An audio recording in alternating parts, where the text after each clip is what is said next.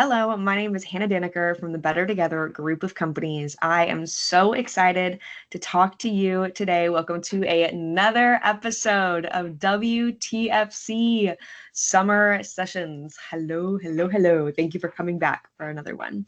So today, you just have me. I've been going through and talking to all the other board members about a bunch of their stuff that's going on, but I wanted to go through and give you a little introduction to myself and answer some of the questions that I'm asking all of them.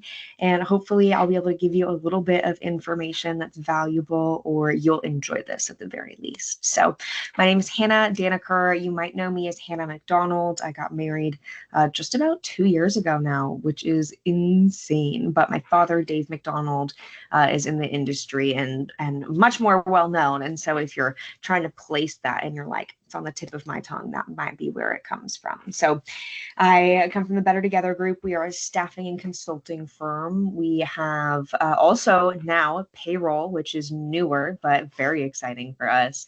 And if you're like, I don't know, again, if that rings a bell, but you're trying to put your finger on it, we started as Revolution Staffing. And so we were Revolution Staffing, which was specifically just for truck drivers.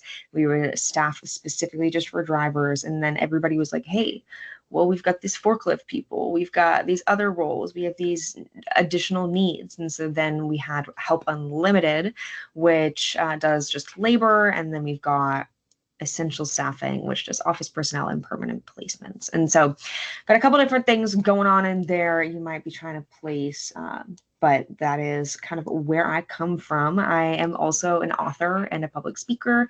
And so I speak specifically about how to recruit and retain the next generation of employees. So who is Generation Z? That would be me, born between 1997, 2012. I won't get too far into it. I get way too excited. But we talk about who they are and why they are the way they are and what that means for you as their employers and what that means for them as they're coming in, what kind of barriers they're going to face, and kind of how you can walk through some of those things together. And so I did not ever anticipate making and creating that presentation, but I suppose we can talk much more about that at a different time. Then I've got these books that I do. I am an author. I've done 5 as of right now, and I've got a couple more in the bank that are coming forward. And the thing that I'm most excited about more recently has been this Wonder Workshop series, but I will again tell y'all much more about that later. It is specifically created to help kids understand the kinds of careers that are available to them. And so that's gonna be very evident as to why that's important to me by the time we're done, I'm sure. But before I get too excited about my own stuff and just blabber on about that, that's not why you're here. So let me ask you the questions that I've been asking everybody else. How did I get involved in the transportation industry? So I got involved in the transportation industry because my father is a staffing agency owner, and it started with Revolution Staffing, which is specifically for drivers. But he started doing that because my grandfather and my uncle are truck drivers, and he saw firsthand from their experience how challenging and frustrating, pardon me, it can be for them to work alongside different companies. And so he really wanted to kind of come in and start to be the liaison between the customers and the people that they're working with. And so I think that really the story he tells so often is the story of my grandpa going through and being so pissed at somebody that he threw the keys across the desk and walked away. And then 3 hours later, wasn't able to go and get groceries because he didn't have any money. And so he went back and he begged for his keys.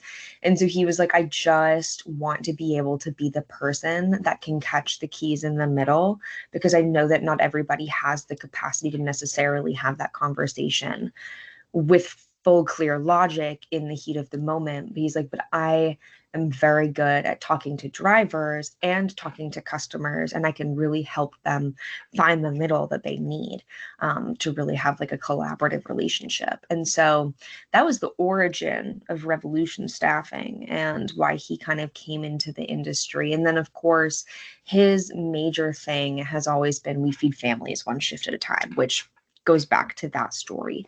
And I never cared about staffing. I never cared about employers or employees or any of that, to be honest. However, I did care about the feeding families one shift at a time, and that kind of stuck. And so I was in the middle of the pandemic. It was 2021 probably, and I had just graduated from university and was living in Florida at the time, and I was like, I am going to go and work full time now. Like, what am I going to do?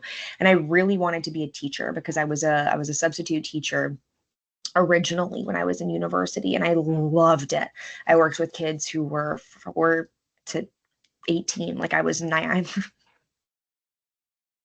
I was nearly, I think one time I was only 1 year older than one of the students that were in my class. And he was like, what is going on here? Like, this is insane. But you know what? I used to bribe them to tell them, I would tell them how old I was if they would finish their work. And it worked like a charm every single time. But, anyways, I loved that. And that was kind of the thing that I originally anticipated going into. I was like, I will be a teacher. I love teaching, it's my passion. And then in the middle of the global pandemic, I was thinking about, okay, well, what does it look like to be a teacher? I'm not 100% sure. I don't know what securing a contract looks like. And in Florida, it's very different than it is in Ontario. And so I was thinking about other careers and different things that I could do to kind of get over the hump of COVID. But of course, when you're looking at that, you're looking at a full year. And in your first year, you normally get no vacation, but you can borrow 1 week of vacation back into your first year. But was also looking at a closed border and 14 days of isolation every single time that I wanted to go into Canada before I could even hug my family. And so I was like, well, I can't work here. I have to go back. I have to be in Ontario. And if I'm going to be in Ontario, I might as well do the dang thing and work for the family business and just support where I can. Like, the global pandemic really pushed me into it. And I'm thankful for it. I don't know where else I would have ended up or what else would have happened. And it worked out exactly the way that it was supposed to, but I did not know it at the time. And so I came in and I started working and started working and started working. And oh my goodness, it was really challenging for the first couple of years. I really struggled with sitting in an office that didn't have windows, with the 9 to 5, which was not a 9 to 5. It was more like an 8 to 6. Um, and it's so many things. Like, I really struggled to make that transition. But honestly, one day it just clicked. It clicked, and I realized, I was like, wow, everything that I have had has come from this business, really. Everything that I expect to have in the future will come from this, along with other things. But I didn't necessarily understand the enormity of the value that it had played in my life, which is ridiculous to say now because, like, no freaking duh. But it always had come from my dad. And so anyways, that just didn't necessarily click. And then it did. And then I never went back. And I was like, oh, I absolutely love this business. I am so grateful for everything I've had. And I never want to go anywhere. And so that is kind of where it stands today. And that transition was what really introduced the value of the presentation, because I really had a 180. Like, I came in, and to be so frank with all of you, I was a bit better that I was there. I was frustrated that I was there. I had worked really, really hard to try and be in this Florida bubble and get to live there and be there and work there, and had transitioned there. And as a 19-year-old, moving to a different country was not a small feat. And so being back in the midst of that, I was quite bitter, not with the situation necessarily, not with anybody in particular, but just with the environment of the world and what had thrown me into it. And so thankfully, however, that one switch allowed me to completely change my perspective on what I was doing and go back every day and be thankful for the work that I was doing and the blessings that I was being able to offer other people, and keeping drivers on the road and keeping people working. And it was all in the middle of the pandemic that it did switch. But it took probably not 2 years, almost 16 months probably before I could do it. And then from there, I was able to create this presentation about what is it like when we're working with Generation Z, and what is going on in their brains, and why are they behaving the way they are, and what are they thinking about, what they're like, why are they thinking about what they're thinking about, and what does that mean for us as their employers. And thank goodness that it was just, yeah, it all worked out in divine timing, my goodness, but a blessing nonetheless, and a crazy adventure. So that was how I ended up in the transportation industry, and that is how I ended up loving the transportation industry. But I promise you, it took me a minute to get there. So my biggest lesson from within the industry, I have to give a shout out to my favorite kind of like life lesson from the last couple of years, but it more comes from writing the books, which is that perfection paralyzes the process of progress. It's so good. I am such a perfectionist in a bad way, and I love to make things perfect. I strive to make things perfect, but I need to get stuff done more than that. And so I have come to the place where I understand that to continually seek perfection will paralyze the process of moving the heck forward. And I just need to continue moving forward, which is the lesson that I would tie to the industry. And my good old friend Dory does a great job of teaching it, but to just keep swimming. I think that there are so many ways that you can say that, interpret that, feel about that, but there are so many things that happen every single day, from a load not getting delivered, from a driver not showing up, from an accident happening, from a heart attack happening behind the wheel, from all of these things. All of these things will happen to you. And so it's not specifically, but the enormity of them will. And it's not beneficial to stop and wallow in it. And I've done that far too often. And there is a time to pause, there is a time to consider, there is a time to process and to mourn depending on the situation. But to get stuck in that for far too long is way too, it's not beneficial to you. And so for me, it would be to just keep moving, just keep swimming. Global pandemic happens, just keep swimming. Lose one of your best clients, just keep swimming. Like, there's so many things that it will happen just because life happens, and it sucks, but it is just the way that it would be. And so I don't know, just keep swimming would be my biggest suggestion and my biggest lesson. Like, and I think that that applies to everybody. My biggest tip to somebody who is wanting to get involved in the industry, and I apologize to you all because I realize that I do not think I asked this question to every single person, and not all the questions got asked to everybody because we're not all perfect, but we gotta keep moving forward. So my biggest tip to somebody who wants to get involved is LinkedIn. Oh my gosh, guys, LinkedIn is like the best tool on the entire planet. I have gotten to connect with more people from more companies that I never, ever anticipated speaking to in my life. And they were like, yeah, let's have a coffee. And my favorite line, you've probably, if you've received a LinkedIn message from me, received this message, is, hey, thanks for connecting. I saw XYZ on your page, which makes me want to ask about XYZ. Do you have 15 minutes? I'd love to send you a coffee sometime next week. And for this reason, I know who they are. I've done my research. I have a very specific question based on who they are. I don't know who they are.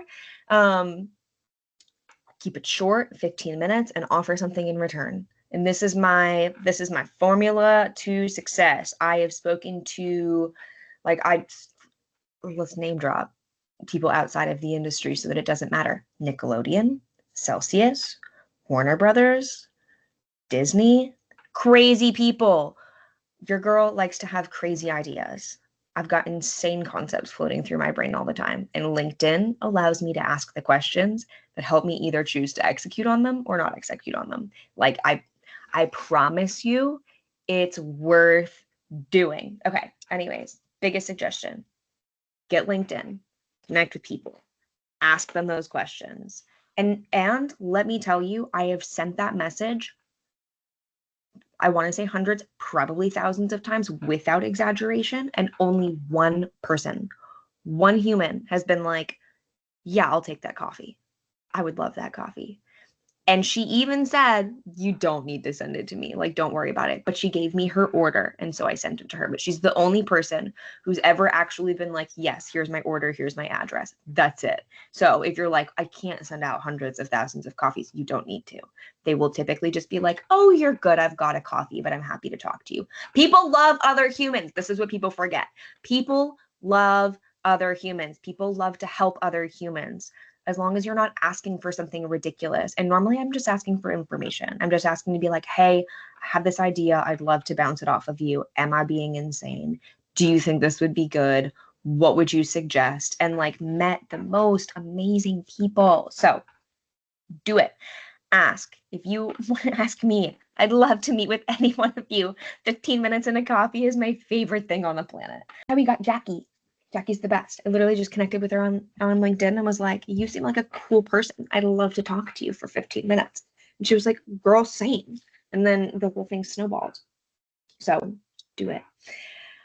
My biggest skill is time management. And I have 9 minutes left to talk about not that, but I do have a really good time management skill, which I mean, I could talk about that. It kind of comes from COVID and meeting hosting, so many meeting hostings.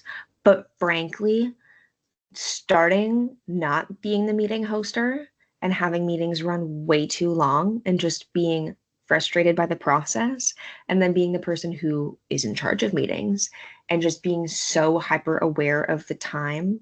Because if you end late, it's easy to start late. And if you start late, it's easy to go late. And then the time never flows and never, like, it just be on time, end on time. It'll make everybody happier. If you need more time, discuss that you need more time. Hey, we're coming to the end of our time here. We've got 5 more minutes. Do you have a hard stop? Or do you want to keep talking? Or could we table this and come back another time? And I always try to layer my questions like that because I want them to have all of the options. So that would be a one. Really good at time management. And that just comes from the frustrations of, being involved in them, but an actual true good lesson I will have to think about. I would say that my biggest skill is probably goal setting. I am a very, very good goal setter. And the thing that I would recommend that everybody go back to is SMART goal setting. So specific, measurable, attainable, realistic, and timely. And so every time that I am setting goals, making goals, I think that this is a really, really important habit to work through. And on top of that, if you're like, love that, give me more, the habits is what really plays into it. So you're setting your goals in a SMART goal setting and making sure, but then I want you to make them not just goals, but habits that you're working towards. And so I would go back and read the book Atomic Habit by James Clear, which is like literal chef's kiss, gold on paper. Everybody should read that book. But then just try and apply it. And the things from that is habit stacking and habit cues are the two things from within that book that I'm like, really pay attention to this. But habit stacking specifically is, let's say at the very end of the day, I'm done my work schedule. I closed my laptop. When closing my laptop, I clear all of the dishes off of my desk. When clearing all of the dishes off of my desk, I put them in the sink or in the dishwasher, because that's better. After they're in the dishwasher, I go back, I wipe my desk, I close my door, and then like my office is shut down for the night, if that makes sense. Like that would be like a habit stacking kind of situation where you're like cleaning your desk, closing your laptop, like shutting it down. And then a habit cue would be, an example of this is every time that I go to bed at night, when I take my pillows off my bed, I take my pill. And so like that is kind of just like pillows off, pill in, out like a light is kind of the concept. And so you just want to have a cue, a thing that you know you're going to do every single day that stacks on top of the habit that you actually need to do. And that's beneficial for specifically when you're starting a habit. But those would be kind of my main suggestions, my main skills that I'm like, I'm good at those, and they're really important. And I need to remind myself to continue to work on getting better at them. But definitely where I like and live in a comfortable place on like, yep, can stamp myself on that bad boy. So my Mythbusters time. My myth would be, there's been a lot of good myths so far, but my myth would be that girly girls, specifically girly girls, can't be in transportation. I think that we've talked a little bit about like girls can be in transportation and like debunked that myth fully. But I think that there is a little bit of a separation because there is a wide variety of types of girls and situations and girls. And I think that one of the things that people might be thinking is that, well, yeah, girls, of course, can be in transportation. Like, no freakity duh. Of course they can. But girly girls, like, that's not the place for them. Like, that's not, like, that's for people who are more like tough or more like interested in being whatever. I don't want to fill in that blank. But whatever you're putting in there is wrong. Whatever you're thinking is no, incorrect. Girly girls, like myself, can most certainly be in transportation. And I am a great, great example of this. And one of the things we obviously talk about is that there's so many different ways that you can be involved in transportation. Okay, so you can be in the office, you can be under the hood, you can be behind the wheel. Of course, we say that all the time. But even within that, there are additionally so many other ways you can still be involved. Like, look at this. This is what I do in transportation, okay? I currently staffing agency, yes. Some consulting, yes. How do we employ the next generation? Yes. But also author of a book about a cute pink little truck. And so, like, I'm sitting in a very pink office. I literally could not stop pulling pink out if I tried. Like, it will not end. And so one of the things that I want people to understand is that no matter who you are, no matter what you are like, female, male, or any other, regardless of that, there is still a place for you. Even if you're like, but I don't think that it's gonna fit my vibes, there's still a place for you. And so whether you're working in your house, in your comfortable space, in a dispatch office, in a terminal, in a truck, in whatever, there is still this space for you to come as your authentic self.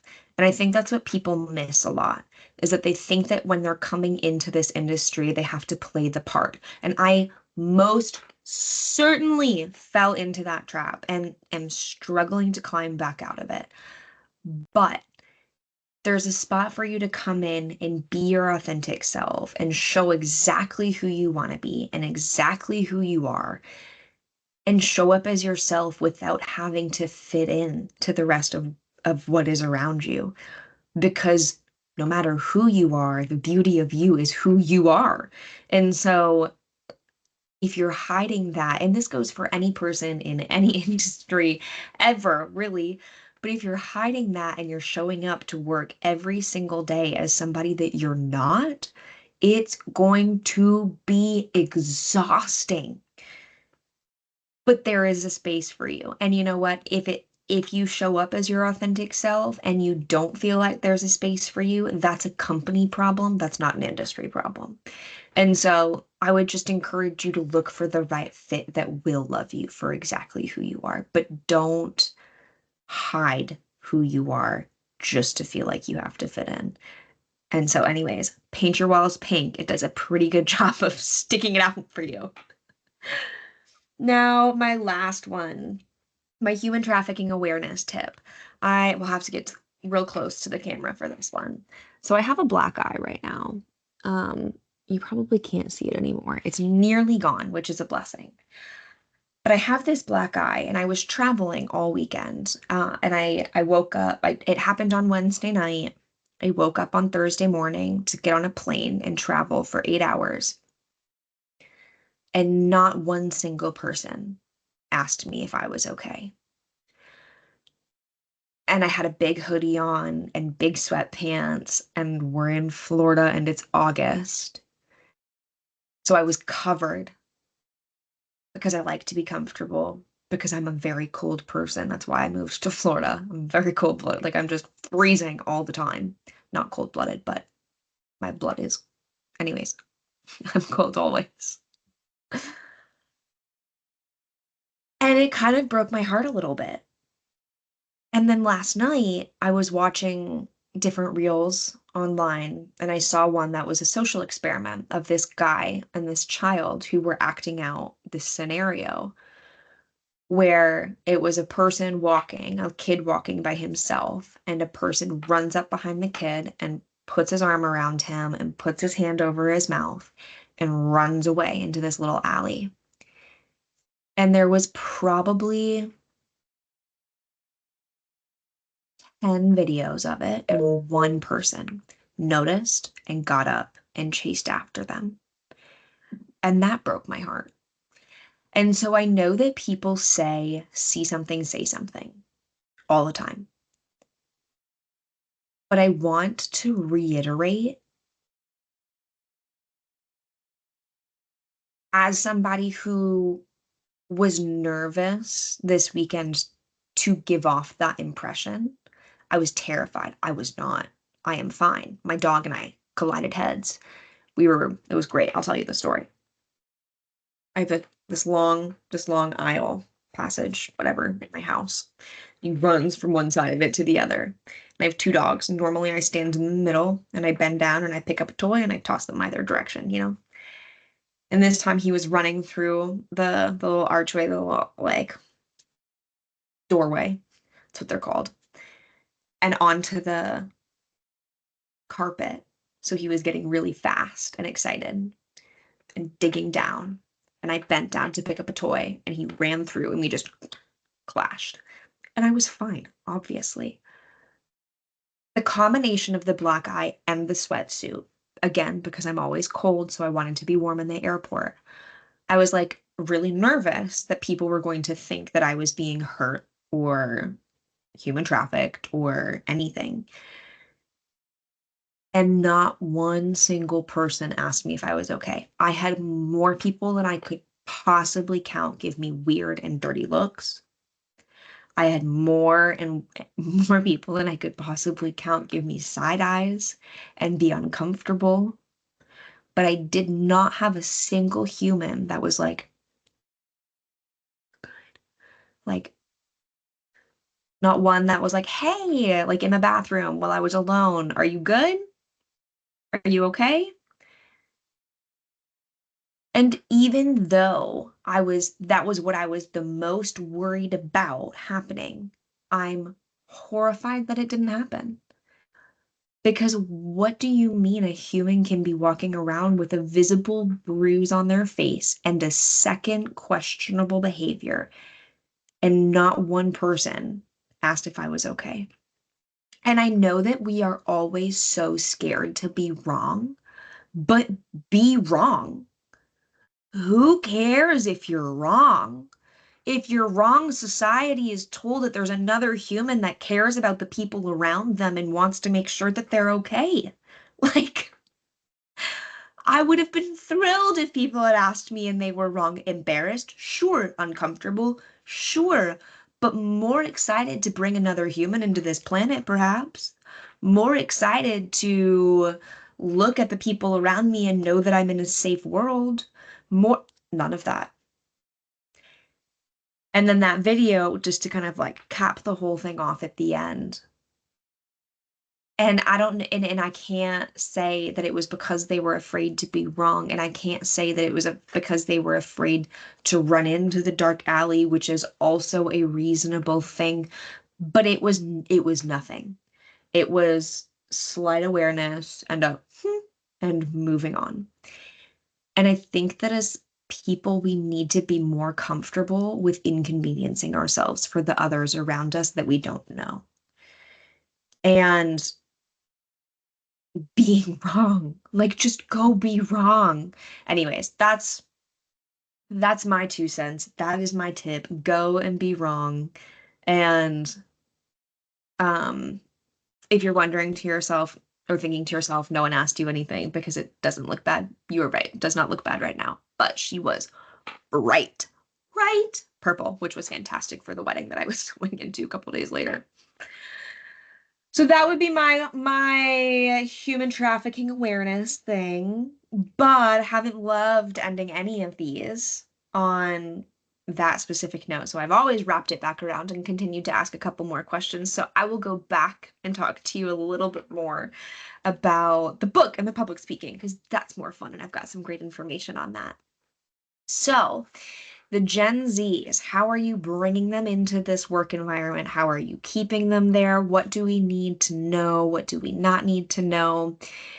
Specifically, I want you to think about their upbringing and what their upbringing has to do with everything else in this world. Just like in therapy, we always want to go back to the beginning. So I tell people a little bit about what it was like growing up in the transition of technology, because that's kind of the biggest and most significant impactor for this generation. Then there is COVID-19, which happened in what I call their baby adolescence. And so this is a massive change to what they think and feel about the world around them every single day. And then we also think a little bit about mental health and kind of what's going on with them and why all of this is going on and what that looks like. We talk a little bit about human human cooperation and globalization, which plays again into the technology and the COVID-19. So it all kind of starts to feel and play together. Then from this, we want to understand and learn a little bit about what those barriers are going to be from those things and why they are going to struggle on specific problems and what employers can do to really grab their hands and help them along. Then we learn about all of the amazing things, so why they should be so excited. And I'll give you a really good one. It's my favorite statistic to share, but I think it's 70. Pause. Let me get you the actual stats. So when it comes to Generation Z, the stat that everybody is shocked by and they just think is absolutely insane is that 90% of Generation Z, 90, say that they understand and they care about their longevity at a company. 90% say that they care about their own longevity at a company. And then to back it up, because people are like, well, great. They say they know it's important. They say they care. But to back it up even a little bit more, 70% of those Gen Zs say that they actually want to stay right where they are. And so this statistic just blows people's minds most often because they're very used to millennials, which were a bit of a different generation. But because of the way that Gen Z was raised, because of the 2008 recession, because of the COVID pandemic, because of the whatever the heck is going on right now, they're terrified to transition from one thing to the next without a lot of stability. And so this is one of the things that we talk about, one of very many things that we talk about, but that ties back to those things about what makes them who they are. And just to give you another fun one, another good one that's really beneficial to your understanding of the generation. Let me see here. I've got a couple extra stats here for you, just for fun. So 78% of Generation Z says that flexibility in working hours would make them accept a job immediately, which is a fun and great stat for you all to know in a year where hiring is much more challenging. Some other crazy stats for you that are just good to know. 73% of Generation Z says that there is a better way to get an education over a post-secondary degree. And that ties back to the technology piece and what's sitting in their pockets, as well as a couple other things, but really that is the main one. And so what do we do about that? How do we create additional credibility to help them understand if they're good or bad and if they're worth coming in and good enough to take the job? Is that 93% of Generation Z, 93, that's significant, says that a company's effect on society will affect their decision to work for them. And so that doesn't necessarily mean that they would take or not take the job. Doesn't necessarily mean that they would quit or not quit, but simply affect their decision to be there in some capacity or another. But 93% is an insane number. And with so many people struggling right now with having and retaining that talent, it's important to understand why they're leaving. And so it's not necessarily they wouldn't walk through your door, but are you keeping them? Are you sustaining those relationships of employment? So that is another crazy, fun little bit of what I do. I absolutely love giving those presentations. And it really came out of nothing. Like I had been posting online a lot about my experience, about what I was working through personally. And then somebody reached out and said, "Hey, I need a new speaker. I need somebody young with a little bit of energy. Come on in, let's have a chat."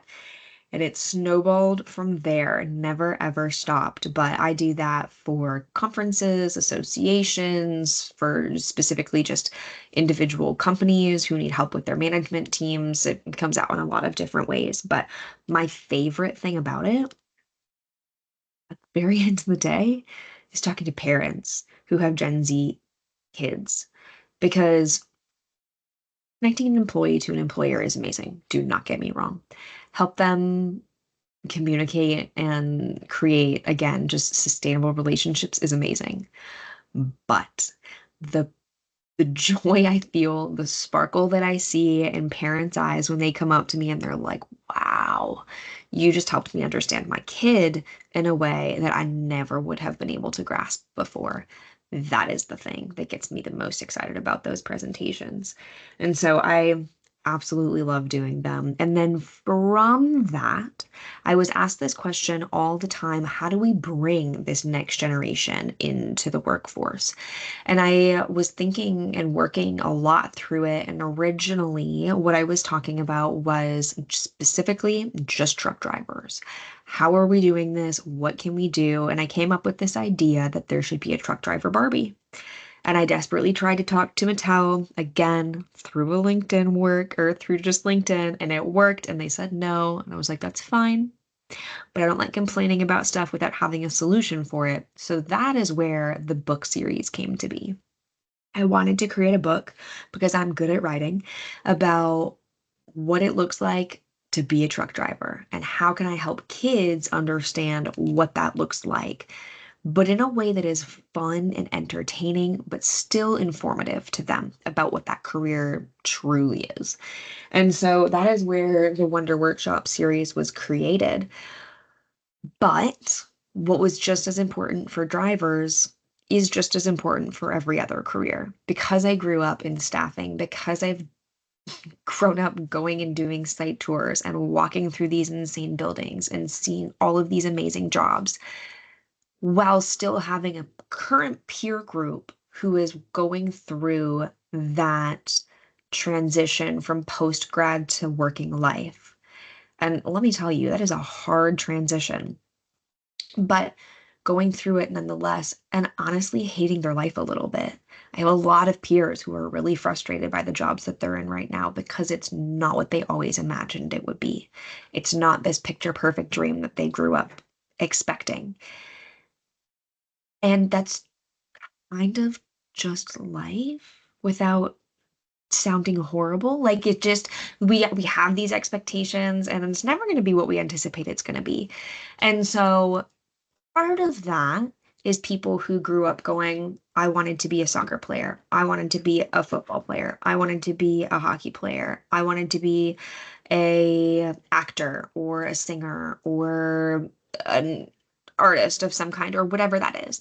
And those careers are so far and few between that the average population growing up and having them is not realistic. And so for so many of them, I'm like, well, yeah, like I wanted to be a race car driver and like I'm not a race car driver yet. But we do hold on to those things.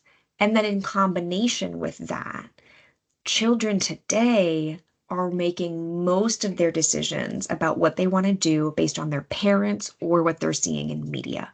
So 70% of kids are choosing what they want to do just based on social media exposure, which is horrifying.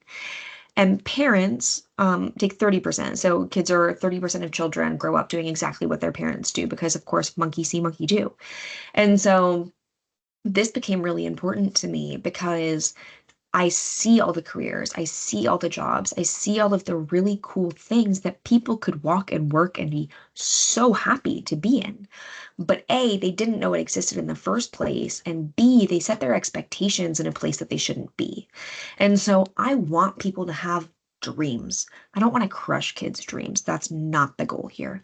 But I do want to put the information that children need in their hands to set them up for success for their future. And I think that that will do better for them as humans. I think that it will do better for the society as a whole. I think that there's 1,000,000,000 reasons that the books are fantastic.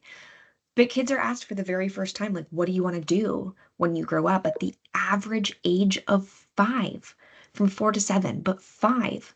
And then from there, they start to think about and have these dreams.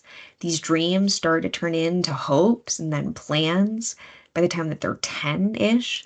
Then by the time that they're 12 and 13, like they're actually action plans where they're choosing courses that they'll take in high school, which affect the courses that they can take in university, which affect where they will go for the rest of their lives. And yes, we can backtrack.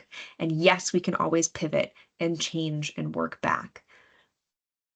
But it would be better if we set them up for success in the first place.